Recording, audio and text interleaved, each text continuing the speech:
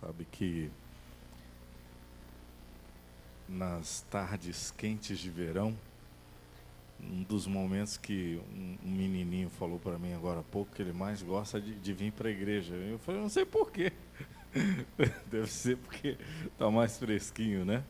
Mas que Deus seja louvado pela sua presença aqui para adorar a Deus. Eu costumo dizer que eu viria, mesmo que não tivesse nenhum conforto, porque eu viria para adorar a Deus. Mas como eu agradeço a Deus por esse arzinho diferente que tem aqui dentro do ar de lá de fora. Esse é o ar que os filhos de Deus respiram, né? Um ar de calma e tranquilidade. Que é isso que a gente sente na presença de Deus. Eu estava lendo um verso da Bíblia que me fez refletir muito sobre uns acontecimentos no mundo, especialmente na França. E eu li Efésios 6, versos 1, 2, 3 e 4. Acompanhe aí. Filhos, obedecei a vossos pais no Senhor, pois isso é justo. Honra teu pai e tua mãe, que é o primeiro mandamento com promessa, para que te vá bem e sejas de longa vida sobre a terra. E vós, pais, não provoquei vossos filhos a ira, mas cria-os na disciplina e na admoestação do Senhor. Sabe por que tivemos tantos problemas na França? Porque algumas pessoas não foram educadas pelos seus pais a respeitarem o próximo. E o peso foi muito grande para as duas partes. Para as duas partes. Como é bom saber de ver aqui o meu amigo Torquato com os seus filhinhos aqui na igreja. É aqui o lugar que nós aprendemos a respeitar. Respeitar. Que Deus nos abençoe, que a palavra de Deus nesta noite nos fortaleça ainda mais para respeitar a Deus sobre todas as coisas. Eu gostaria de convidar você, como você está, a fechar os seus olhos para uma breve oração. Senhor Deus, em Tua presença nos colocamos nesta noite de culto, em primeiro lugar, para derramar o nosso coração em Sua presença. Pode ser que ninguém saiba o que vai lá dentro dele. Pode ser que ninguém saiba das urgências. Pode ser que ninguém saiba, ó Deus, do aperto que nós estamos passando. Mas é aqui que a Sua palavra vai ser maior e mais poderosa que o problema que nós estivermos passando. Ó Deus querido, que nesta noite tenhamos uma resposta Sua, através do estudo da Sua palavra, para todas as nossas ansiedades. Rogamos, ó Deus, agradecidos, em nome do Senhor Jesus. Amém. Todo ser que respira deve louvar ao Senhor. E em meio às provações, mais ainda devemos louvar. E a nossa equipe de louvor vai compartilhar essa oportunidade agora.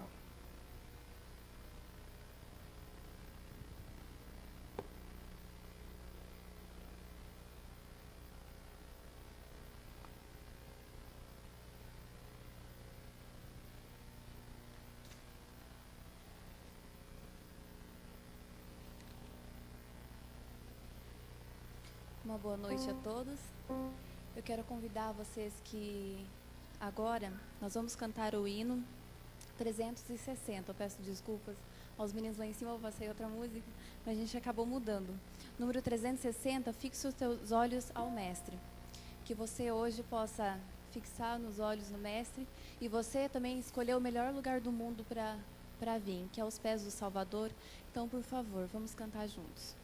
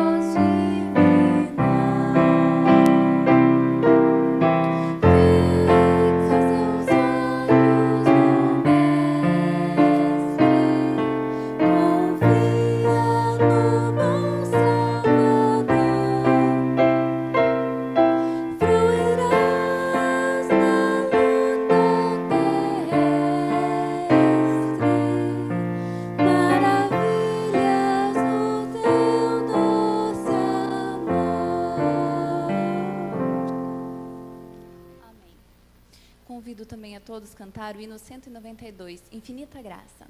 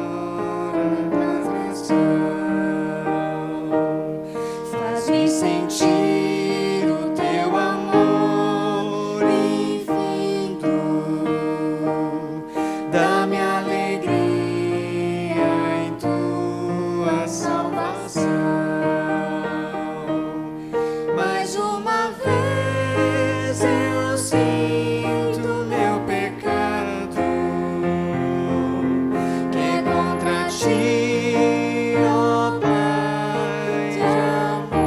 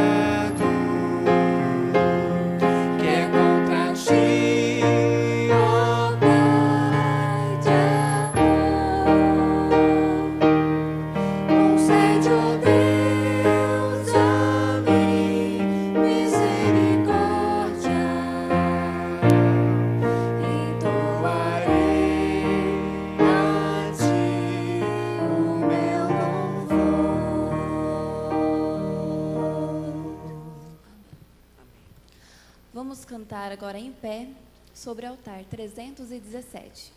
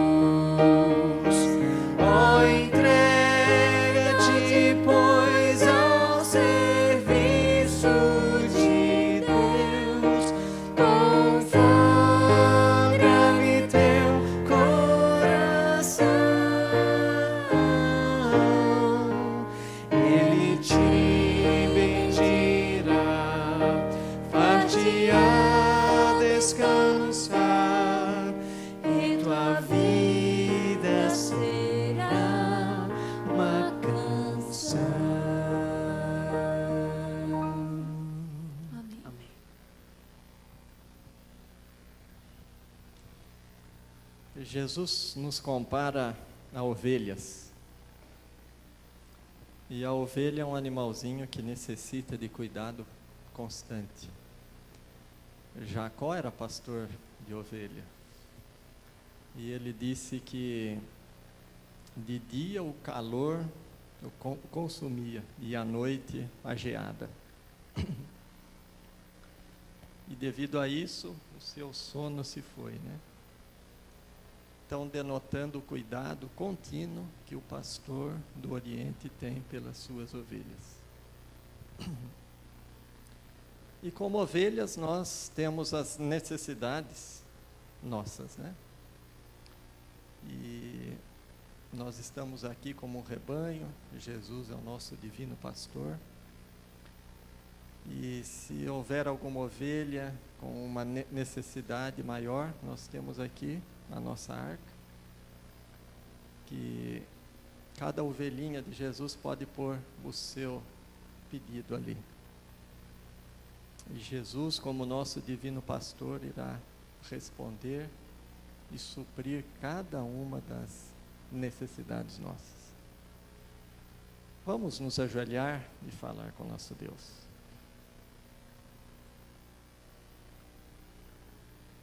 Senhor nosso Deus, muito te agradecemos por fazermos parte do rebanho de Jesus aqui na terra. Louvamos o teu nome porque o Senhor Jesus é o nosso divino pastor, aquele que conhece cada um de nós pelo nome, conhece a rua em que moramos, a casa em que moramos, nos conhece como se fôssemos a única ovelha do seu rebanho. Aqui estamos, Senhor, para sermos alimentados pela tua palavra. Como ovelhas, necessitamos nos alimentar de um alimento nutritivo, um alimento que nos fortaleça, porque é possível que tenha alguma ovelha aqui nesta noite que está fraca, debilitada espiritualmente, e nós rogamos que o Senhor venha distribuir para cada um de nós o alimento que necessitamos, Senhor. Que o teu servo, o pastor Darcy, seja o condutor para nos trazer o pão que é Cristo Jesus. Venha abençoar-nos, Senhor. Estamos neste deserto de pecado, de lutas, de aflições. Estamos marchando para o céu. Por enquanto ainda estamos aqui, Senhor. Necessitamos estarmos bem perto do nosso pastor. Nos ajude, Senhor, a não nos desviarmos, a não fugirmos do pastor, a não nos separarmos, Senhor, da fonte que é Cristo Jesus de vida, vida em abundância que Jesus promete a todos aqueles que dependem dele. Muito obrigado por tudo. Fica conosco nesses momentos que teremos, pois nós pedimos e agradecemos em nome de Jesus. Amém, Senhor.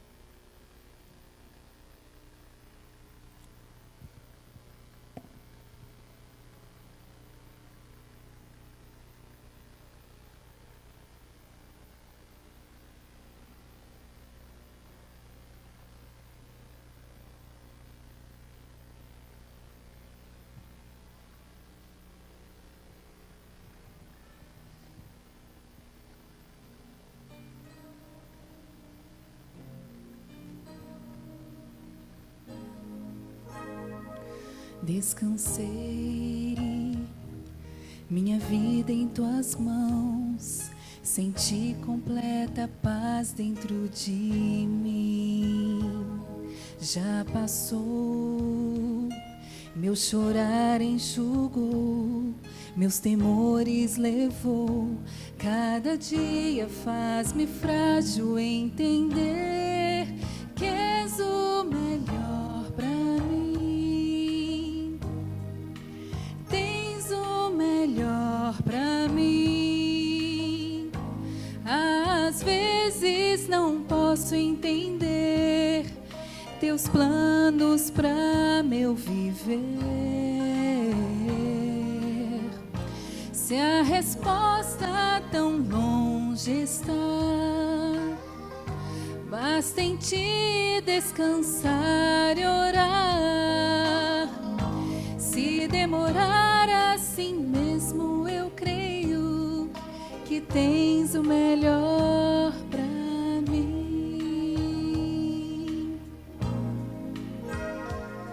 Eu levei tempo para entender que e sem ti eu nada consegui.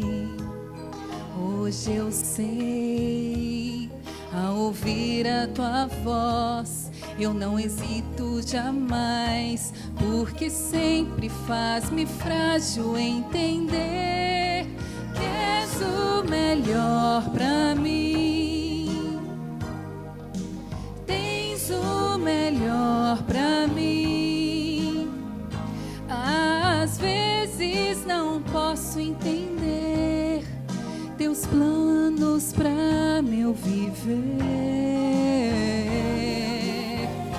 Se a resposta tão longe está, basta em ti descansar e orar. Se demorar assim mesmo, eu creio que tens o melhor pra mim.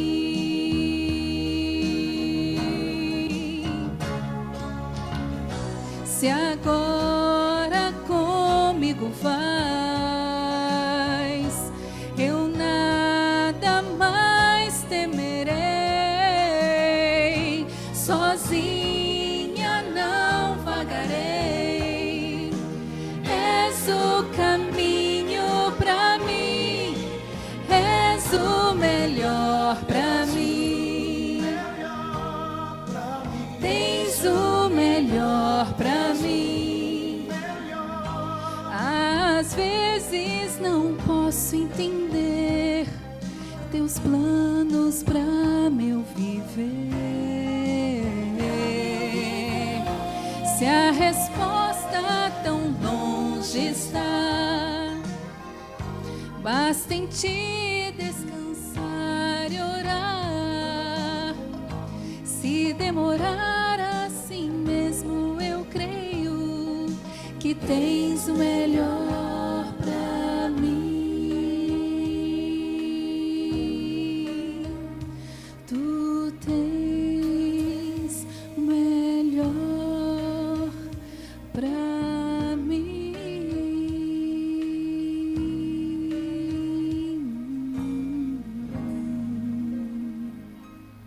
Amém.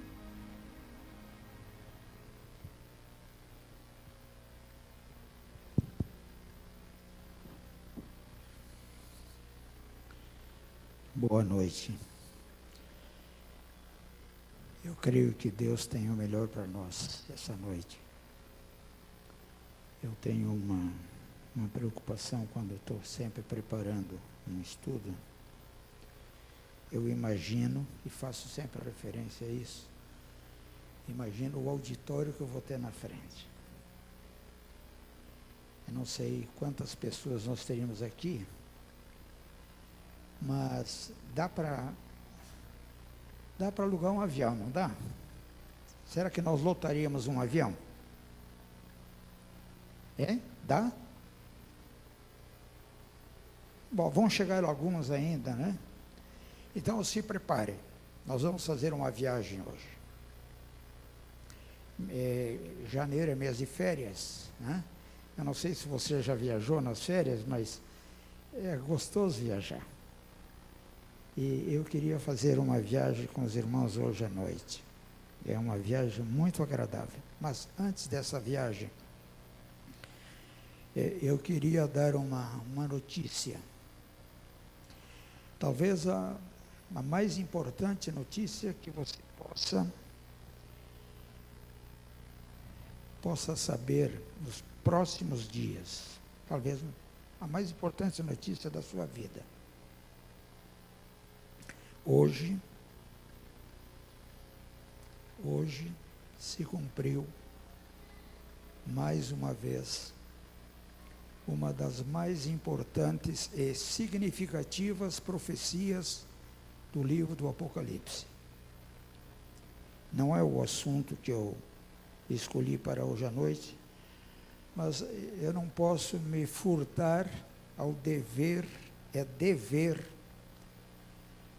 de informar aqueles que estão na igreja hoje à noite, que neste dia de domingo se cumpriu uma das mais significativas profecias do livro do Apocalipse.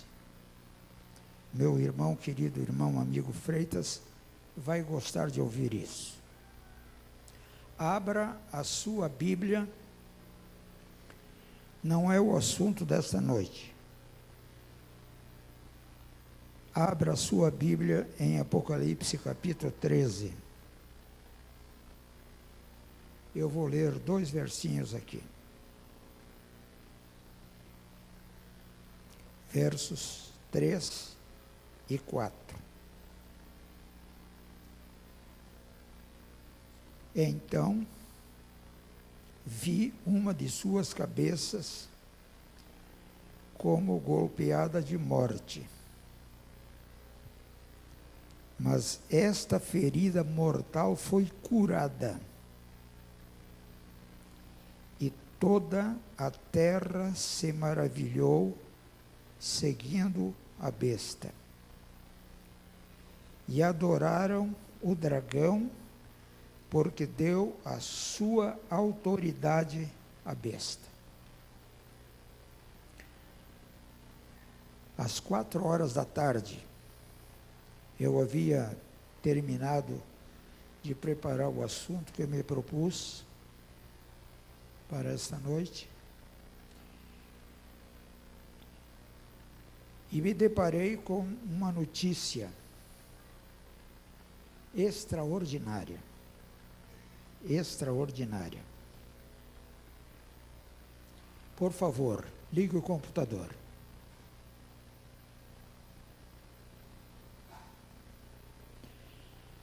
Eu quero mostrar 2 fotos.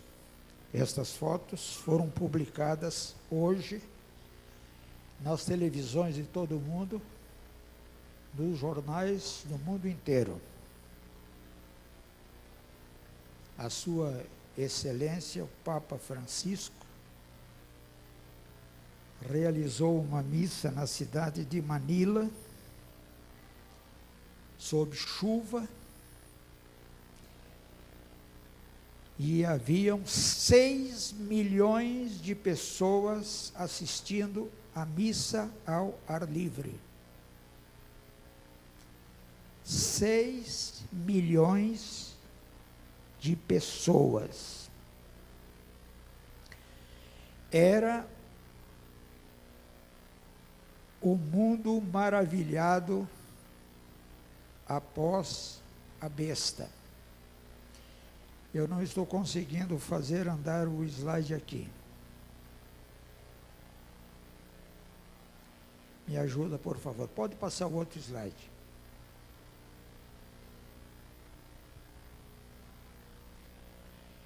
Seis milhões de pessoas.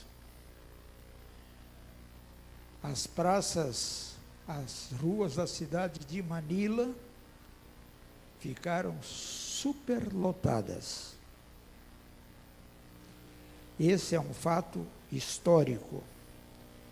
Nunca antes na história da humanidade isso aconteceu. O mundo, mais uma vez, se maravilhou após a besta. Agora sim. Eu queria convidá-los a fazer uma viagem turística hoje à noite. São presentes aqui 84 pessoas. Nós conseguimos lotar um avião. Porque para viajar longas distâncias, não dá para fazer de ônibus, né? Nem de van. É uma viagem longa, nós vamos percorrer muitos lugares famosos, conhecer esses lugares, talvez alguns já os conheçam, mas vamos ver o que nós conseguimos aprender através do estudo da Palavra de Deus nesses lugares. Vamos começar fazendo uma viagem. Se eu conseguir aqui resolver o problema. Trancou de novo.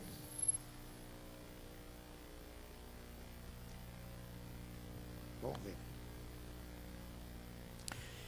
Isto, obrigado. Existem montanhas famosas no mundo, e antes de andarmos por essas montanhas, eu queria que os irmãos conhecessem algumas dessas montanhas. Hoje nós vamos descontrair, não vamos ter aqui um estudo teológico, mas não vamos fugir da teologia.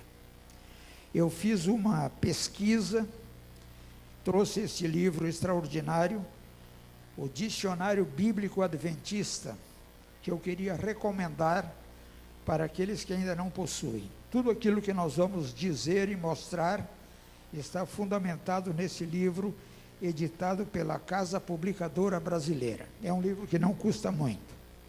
Aqueles que desejarem poderão pedir para o pessoal que cuida do espírito de profecia. Então vamos primeiro, antes de ver as montanhas da Bíblia, vamos conhecer algumas montanhas que existem no mundo. Este é o Monte Everest. Está situado no Himalaia. É a maior montanha do mundo, 8.884 metros. Foi visitado pela primeira vez, escalado em 1953. Menor um pouco do que este Monte Everest está o Aconcagua, no Chile, com 7.010 metros. Depois do Aconcagua, no Chile, nós vamos visitar o Chimborazo, com 6.310 metros, também nos Andes chilenos. Essa é uma montanha de fácil visitação e é uma montanha extraordinariamente linda. O Monte Blanco, nos Alpes, 4.817 metros, visitado por muitos turistas que vão à Europa. O Elbrus é a maior montanha da Rússia. Percebe que essas altas montanhas, elas têm neve eterna. Para nós que estamos enfrentando o calor deste dia de domingo, seria muito agradável estarmos presentes numa montanha dessas, porque iríamos precisar de muita roupa para nos aquecer. Mas o Elbrus, no Cáucaso, na Rússia, tem 5.642 metros. Depois do Elbrus, nós vamos visitar nos Pirineus, a montanha Neto, entre a França e a Espanha. Depois nós encontramos uma das mais famosas montanhas do mundo, o Monte Fuji. Esse é tido como um monte sagrado, ele está na Índia e tem uma vista fantástica. Ele é cercado por lagos e o reflexo dele no lago é uma coisa maravilhosa, e está próxima da capital. É uma das mais famosas montanhas do mundo pela sua beleza. Kilimanjaro, na África, é a montanha mais alta da África. Depois vem o Pico da Neblina, esse é brasileiro. Não sei se o pastor Edilson conhece. Não conhece. Morou no norte e não conhece o Pico da Neblina. Então, esse está no Amazonas, 3.014 metros de altura, o Pico da Neblina. Depois temos aqui próximo de nós, o famoso Pico da Bandeira, aqui entre o Rio e São Paulo. 3.000 metros de altura, nós estamos baixando, visitado por muitos turistas brasileiros. Corcovado, no Rio de Janeiro, esse é um ângulo que não é muito conhecido do Corcovado, mas esse é o Monte Corcovado, no Rio de Janeiro. Nós conhecemos muito essa outra vista, onde tem a estátua do Cristo Redentor. É uma coisa interessante, essa estátua do Cristo Redentor, até alguns anos atrás, a década de 1990, por aí, 94, era uma montanha pertencente ao povo brasileiro. Mas a Igreja Católica, naquela portinha que estão vendo ali, ali construiu uma capela. E hoje o Cristo Redentor é administrado pela Igreja Católica. Ela realiza missas e casamentos ali. Do Cristo Redentor nós vamos conhecer o Pão de Açúcar, muitos já o conhecem. Aqui está uma montanha muito querida para mim, o Dedo de Deus, na cidade de Teresópolis. Oficialmente eu moro nessa cidade. A minha casa está lá me esperando, né? Eu aluguei a minha casa lá para o pastor, meu colega, morar nela, e estou morando aqui de aluguel. Mas a montanha famosa, o Dedo de Deus. E essa é uma montanha interessante. Não sei quantos conhecem. Não conhecem? Vamos saudar. Essa é a nossa montanha, o Cristo Redentor de Jacareí. É interessante. Bem, eu fiz isso como introdução, esperando que alguns que não puderam chegar a tempo, chegassem. Agora nós vamos então iniciar o estudo através das montanhas da Bíblia. É extraordinário quando a gente consegue visitar uma montanha. A visão que se tem do alto de uma montanha, ela encanta os olhos e fascina o coração. Nós podemos aprender muitas lições quando nós visitamos montanhas. Eu tive o privilégio de trabalhar nessa igreja há alguns anos como departamental de jovens. E o departamental de jovens tem que acampar com os desbravadores e fazer aventuras como essa, né? E eu tive o privilégio de visitar algumas montanhas. Novos horizontes são vistos. Cada vez que a gente sobe a uma montanha, o horizonte se descortina, todo ele diante de nós. E não raro as montanhas oferecem oportunidades de cura de doenças. Quanto mais alto a gente sobe, mais distante a gente está das enfermidades que existem na Terra. Por isso, escalar uma montanha é uma experiência admirável. A vida do cristão é considerado ao escalonamento de uma montanha. Como cristãos, nós estamos sempre escalando montanhas. A vida do cristão deve ser sempre para o alto, crescendo em direção ao céu. E à medida que nós crescemos espiritualmente, novos horizontes espirituais nós percebemos. A visão que temos das coisas de Deus vai se alargando. Cada vez que nós estudamos a palavra de Deus, nós aprendemos muitas coisas. E é uma terapia também para a alma, porque os males do pecado vão sendo curados à medida que nós escalamos montanhas. Como na Bíblia tudo ensina, quando eu falei com o irmão Paulo que eu ia tratar desse assunto aqui, ele disse assim, mas não esqueça de pegar lições espirituais. Então, como na Bíblia tudo ensina, o que representa montanhas na Bíblia? Pelo menos 4 coisas as montanhas da Bíblia representam. Primeiro, duração continuada. Em diversos verbos ou passagens da palavra de Deus se faz referência aos outeiros eternos, às montanhas eternas. Representa também estabilidade, representa também os perigos tortuosos da vida e também obstáculos intransponíveis. Então vamos conhecer hoje à noite algumas dessas montanhas famosas da Bíblia Sagrada. E eu vou começar pelo Monte Ararat. Todos nós já ouvimos alguma coisa a respeito do Monte Ararat. As imagens que eu vou mostrar são fotos, são imagens verdadeiras. Nenhuma delas foi uma imagem desenhada por algum artista através da sua imaginação. Então aqui está uma imagem do Monte Ararat. O Monte Ararat, em época de inverno, ele é coberto de neve. Fica na Armênia. Tem aproximadamente 5.247 metros de altura. E essa montanha foi a que recebeu a Arca de Noé. Há uma coisa curiosa que pode ser vista no Monte Ararat. Essas imagens, essas fotos que os irmãos estão vendo, veja lá, tem a figura de uma arca. E aqui embaixo também outra imagem, figura de uma arca. alguém construiu uma réplica da arca, como se esta fosse a arca original.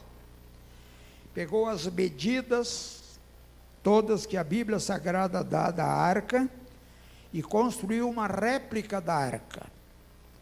Percebem que era um barco grande, mas que não cabia muitas coisas lá dentro. Quando Deus planejou a construção da arca, na sua onisciência, Deus sabia que somente Noé e a sua família, ao todo 8 pessoas, iam se hospedar nesse barco. Além deles, somente a bicharada que lá entrou. Então, a arca está aí representada. E a arca, o Monte Ararat, nos oferece algumas lições, pelo menos 3 lições. Primeira lição: Deus é justo e misericordioso. Deus não quer que ninguém se perca, mas Deus não força ninguém a salvar-se. Deus provisionou através da arca a salvação para todos aqueles que desejassem. Assim foi nos dias de Noé, assim será também na vinda do Filho do Homem.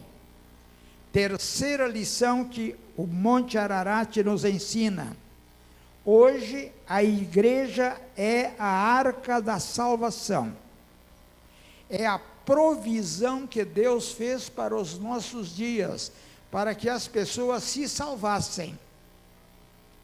Por isso existe a igreja. Todos aqueles que quiserem a salvação deverão filiar-se à igreja. E a grande lição que o Monte Ararat nos ensina é da importância da igreja. Não pensem que a igreja é uma instituição humana. A igreja é uma instituição divina. Então disse Deus: sobe a este monte Abarim, ao monte Nebo, que está na terra de Moabe, defronte de Jericó, e vê a terra de Canaã, que eu dou aos filhos de Israel, e por possessão, e morre no monte a que vai subir. A quem disse Deus isso? A quem? A Moisés. Então, o monte Nebo, o monte de Nebo, foi o monte que Moisés subiu, e é o próximo à montanha que nós vamos conhecer. A Bíblia Sagrada apresenta alguns nomes, por exemplo, Abarim, montanhas de Moabe. Eu peguei aqui uma coisa interessante para que os irmãos tenham uma ideia das coisas aonde elas aconteceram. Vejam, aqui estava o povo de Israel no Egito. Eles saíram em direção, desceram, costeando o Mar Vermelho, atravessaram o Mar Vermelho nessa região, depois eles foram por aqui, por aqui, por aqui. Esse foi o caminho que o povo de Israel seguiu. Eles poderiam ter ido retinho para o Canaã. Para fazer esse caminho, esse trajeto longo, eles ficaram aqui dando voltas, levaram 40 anos. Nesses 40 anos, eles passaram por algumas circunstâncias e algumas montanhas. E depois, quando estavam para entrar na terra de Canaã, foi que Deus então chamou a Moisés e disse: Moisés, você não vai entrar na terra de Canaã, você vai subir. Nessa região que eles chegaram, então nós encontramos alguns pontos geográficos interessantes. A montanha de Bazã, Gileade, Abarim, o Pisga e o Nebo. O Gileade foi onde Labão e Jacó fizeram o pacto. Abarim e Moabe, aonde Balaão abençoou Israel. O Pisga o local de onde Moisés avistou a terra prometida, e o Nebo, aonde Moisés foi sepultado. Nós vamos então conhecer essas montanhas. Aqui estão as pastagens próximas ao Monte Bazã. Amós 4, versos 1, 2, faz referência às vacas de Bazã. Nos tempos bíblicos, esta área então era conhecida como Bazã. Gileade é uma outra montanha citada. Foi o lugar onde Jacó e Labão fizeram o seu pacto. Depois aparece o Monte Pisga, também chamado de Nebo. Dali foi que Moisés avistou a terra prometida. Veja, é uma montanha alta e a terra prometida está lá no horizonte. Está lá no horizonte, distante mais ou menos 3 quilômetros. Ele quase entrou na terra prometida, na cordilheira do Nebo.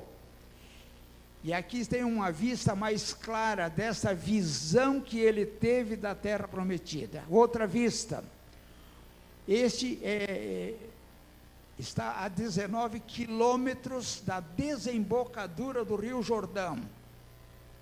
Até construíram aqui um mirante. Eles acreditam, os historiadores e estudiosos da Bíblia, que Moisés estava exatamente neste local quando ele olhou a terra prometida. Aqui está o mar, e lá adiante, no horizonte extremo, está a terra de Canaã. Então vejam aqui uma coisa interessante. O Monte Nebo ensina uma lição extraordinária. Moisés queria entrar na terra de Canaã. Por um pecadinho só que ele cometeu, ele não pôde entrar. A grande lição que nós temos que tirar para nós: pecados nos impedem, não importa o tamanho do pecado, nos impede de entrar no céu. Qual foi o pecado de Moisés? Em vez de falar aquela rocha, ele bateu na rocha. A rocha jorrou água, de qualquer maneira, mas ele desobedeceu a voz de Deus. Dessa montanha nós vamos então ao Monte da Transfiguração. Segundo a tradição, essa foi a montanha que Jesus subiu com os seus discípulos e houve a transfiguração. Não há uma confirmação, mas a tradição diz: 8 dias depois dessas palavras, tomou consigo Pedro, Tiago e João e subiu ao monte para orar, e estando ele orando, transfigurou-se a aparência do rosto. No alto dessa montanha, então, depois de um dia de trabalho, Jesus subiu, e ali ele teve a transfiguração. Veja aqui uma coisa interessante. A Igreja Católica construiu nessa região esses prédios para receber visitantes. Presumivelmente, imaginam eles, seria exatamente nesse local que Jesus esteve com Pedro, Tiago e João. Que lições nós podemos aprender, então, da transfiguração, ou do Monte da Transfiguração? Primeiro, ele apresenta a lição de que o pecado e a morte serão finalmente banidos, e nós seremos revestidos daquela mesma glória que foram Moisés e Elias, quando juntos com Cristo. Segunda lição, a glória terrena é passageira. Adão e Eva provaram essa glória passageira lá no Éden, e nós não devemos almejá-la, antes a glória celeste, que é duradoura, eterna, e a presença de Cristo nos dará. Desse monte, vamos então a um monte muito famoso. Vamos ao monte deserto lá de Sinai, o chamado o Monte Horebe, é o Monte Sinai, alguns chamam de Horebe, né? Teria sido exatamente nesse local da cordilheira do Sinai que Moisés recebeu as tábuas da lei. A Igreja Católica também construiu nessa região essa pousada, para que os turistas que vão visitar essa montanha tem um local para se hospedar. Então aí é o Monte Sinai, que nos ensina algumas lições. Primeiro, Deus é eterno, e o Sinai também nos ensina que a lei é eterna. Do Monte Sinai, nós vamos ao Monte Hor. Está localizado em Edom, a 1.329 metros de altura. Não é uma montanha alta. Foi ali que morreu e foi sepultado o patriarca Arão. Desse Monte Hor, vamos ao Monte Seir. Aqui está, no Monte Hor ainda, está uma capela, o santuário que foi construído em homenagem ao sacerdote Arão. Desse monte vamos ao Monte Seir. Que monte é esse? O que significa? O que aconteceu no Monte Seir? Esse monte foi o que Deus deu de possessão a Esaú, quando foi repartida a terra. Outra montanha famosa, além do Monte Seir, é a seguinte que nós vamos ver agora, é a cordilheira. Esse não é citado na Bíblia, mas os historiadores citam, e eu coloquei aqui para os irmãos terem uma ideia da dificuldade que os discípulos e os apóstolos tiveram para pregar o Evangelho. Essa é chamada a Cordilheira das Montanhas de Tauro. Essa cordilheira foi atravessada por Paulo e Barnabé, a pé, para pregar o Evangelho nos seus dias. As dificuldades eram bem maiores do que as dificuldades que nós temos hoje em nossos dias. Essa é uma montanha conhecida, o Monte Carmelo. A história, a pessoa principal desse monte, nós conhecemos, Elias, né? Foi exatamente nessa montanha que Elias passou pela tremenda prova, né? Que Deus provou o povo de Israel. Deus mandou fogo do céu, consumiu. Hoje está muito edificada essa montanha. Tem muitas construções ali, mas todas elas evocam o fato de que Elias esteve no Monte Carmelo e ele derrotou os 900 profetas de Baal. Do Monte Carmelo vamos ao Monte Gilboa, com 185 metros de altura. Aqui foi a última batalha de Saul. Ele morreu exatamente nessa montanha, juntamente com seus 3 filhos. O Monte Ebal, 947 metros de altura, em Samaria. Esse monte, nele Moisés mandou erigir um altar. Assim que eles atravessaram o Jordão,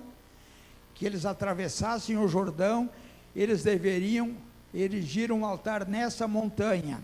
Deveriam escrever nesse altar a lei de Deus. Próximo dessa montanha é que também ficava o Poço de Jacó.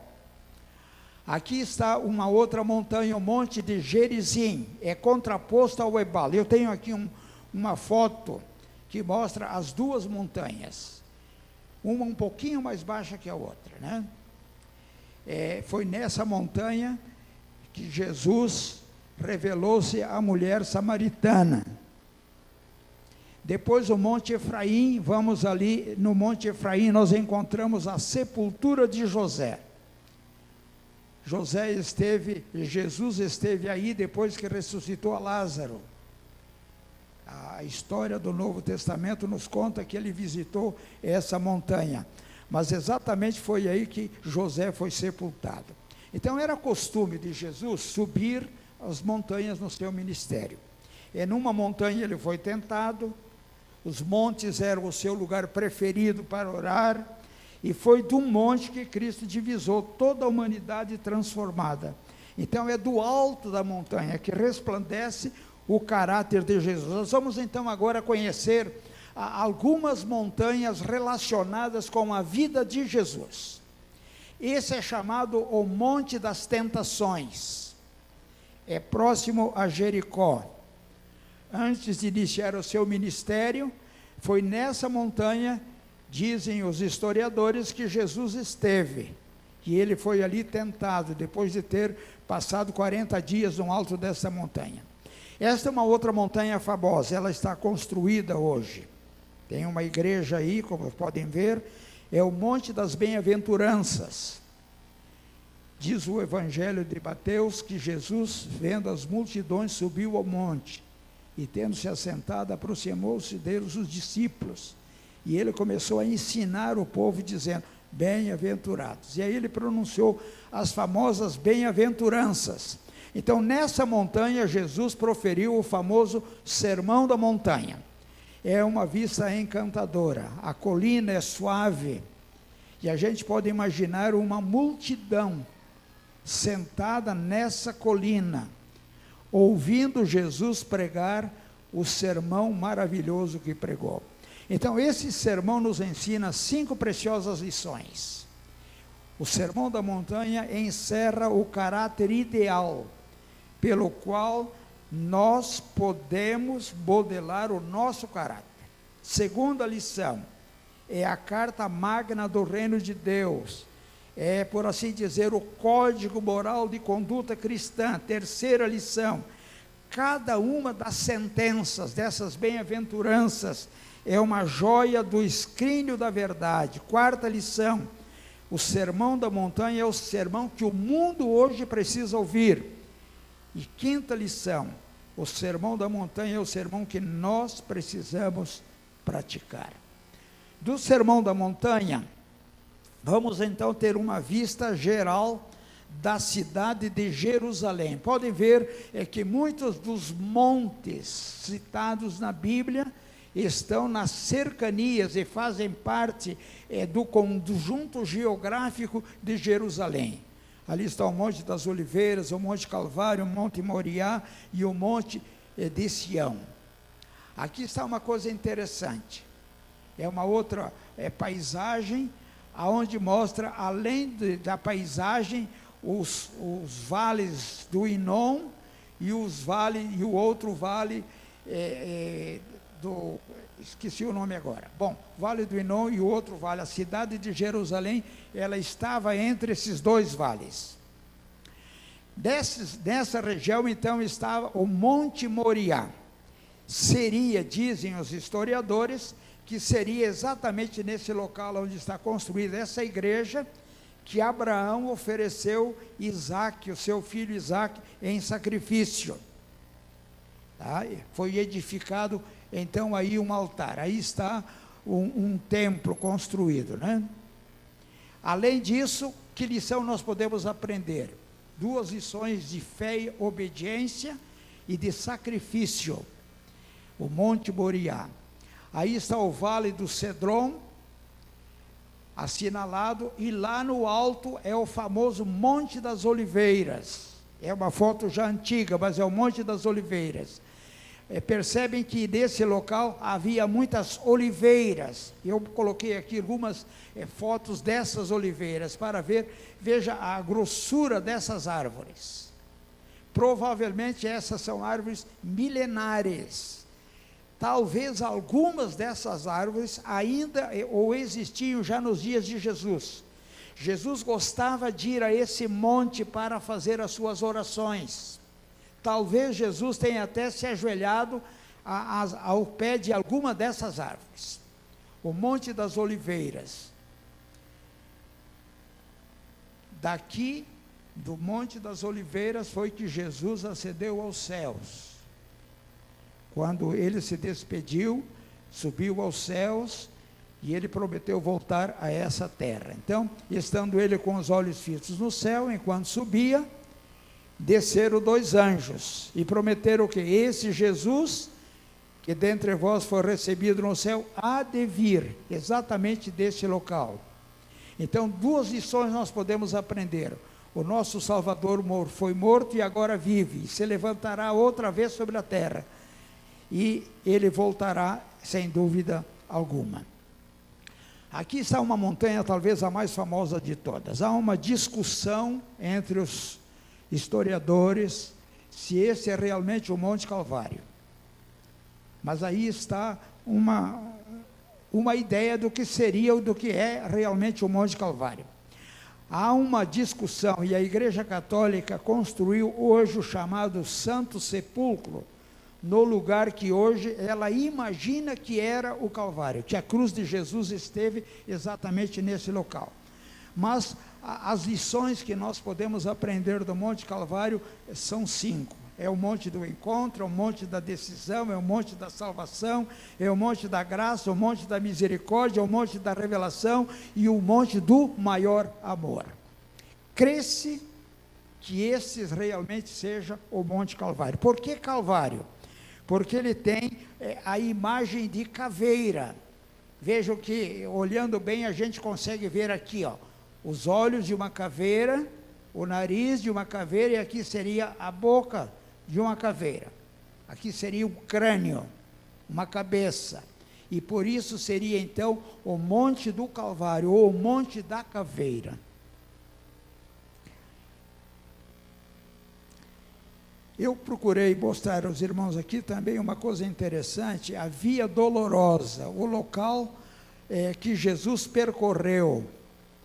Ele foi julgado e ele, exatamente por essas ruas de Jerusalém, ele passou e ele foi crucificado no lado de fora da cidade. Aqui está o muro de Jerusalém e aqui seria então o Monte da Caveira. Quando chegaram ao lugar chamado Caveira, ali crucificaram o nosso Senhor Jesus Cristo. Então essa cruz foi colocada ali por mim, por você. Se não tivesse havido essa cruz no Monte da Caveira, no Monte Calvário, nós não teríamos direito à salvação. Então este monte revela o encontro da divindade com a humanidade. Ele revela que o único caminho para a salvação passa pelo Calvário. Ele revela que não basta conhecer esse caminho, é preciso caminhar por ele. Esse monte então nos dá uma visão da salvação. Estamos chegando ao fim. O Monte Sião é a última montanha que nós queremos fazer referência a ela. Originalmente, foi o nome dado ao monte da coluna sul-oriental da cidade, com o tempo chegaria a ser a cidade de Jerusalém. Mais tarde, esse Monte Sião recebeu o nome de Cidade de Davi, e depois que Davi trouxe a arca, chegou a ser conhecida como o lugar da morada de Deus. Hoje é uma cidade, né? Jerusalém está edificada hoje sobre o Monte Sião. O Monte das Oliveiras está embaixo e o Monte Sião está na parte superior, né? Concluindo então, Hebreus 12, 22 a 24 diz: tendo chegados ao Monte Sião, a cidade do Deus vivo, a Jerusalém celestial. Há uma ligação entre o Monte Sião com a Nova Jerusalém, com a cidade celestial. Ellen White diz nos seus escritos que a Nova Jerusalém vai descer exatamente nesse local. Vai passar a ser o centro do universo. Por isso o Monte Sião é tido como o Monte da Esperança, o Monte da Vitória. Será a concretização dos sonhos de todos os profetas. Será a esperança e a vitória concretizada. Então, algumas lições resumidas que nós podemos aprender desta viagem. Ararat mostra a importância da igreja. O Monte Nebo, a terra prometida. Tabor, a glória de Deus. Sinai, Cristo é nosso juiz. Monte Carmelo, poder de Deus. Bem-aventuranças, a vida que agrada a Deus. Moriá, Cristo é nosso Salvador. Oliveiras, segunda vinda de Jesus. Calvário, salvação. Monte Sião, o monte da vitória, o monte da alegria dos salvos. Terminando então, 2014 passou, nós estamos agora começando um novo ano. Que novo ano é esse? Estamos a caminho do Monte de Sião. Mais cedo, mais tarde, nós chegaremos à montanha que Deus preparou. O lugar que Deus preparou para nós, como seu povo. Louvado seja o nome de Deus. O nosso avião pousou. Vamos cantar o hino 501. para terminar o nosso culto.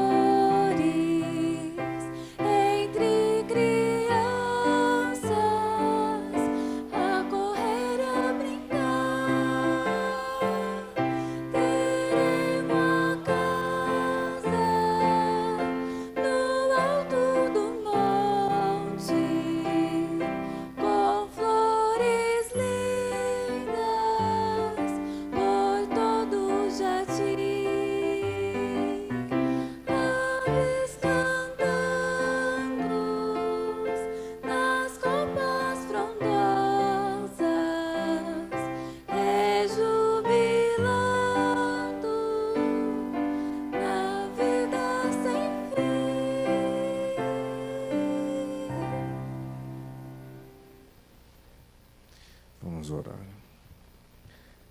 Senhor Deus,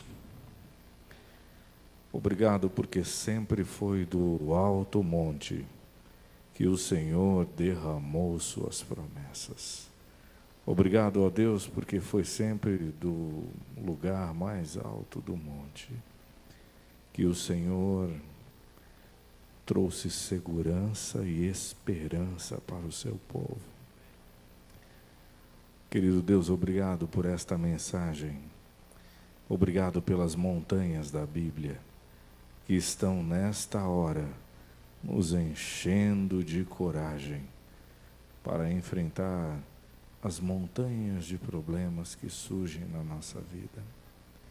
Nenhuma delas, Senhor Deus, é tão grande que as tuas palavras proferidas no monte das bem-aventuranças, nenhuma delas poderão nos derrubar e nos derrotar, porque todas as suas palavras são poderosas para nos dar a vitória. Querido Deus, permita que nesta semana nós possamos andar com humildade, não dando ouvidos aos conselhos dos homens, mas dando ouvido às tuas palavras proferidas no monte. É o que rogamos em nome do Senhor Jesus. Amém, Senhor.